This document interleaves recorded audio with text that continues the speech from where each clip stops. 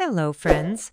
Today we're going to learn how to draw. To get started, let's gather all the materials we need. Paper, pencils of various thicknesses, an eraser, and of course your imagination. Step 1. Beginning. Let's begin with the basic shape of. Sketch light outlines to determine its size and placement on the paper. Step 2. Details. Now let's move on to the details. Add on the right and on the left. These details give its distinctive features. Step 3.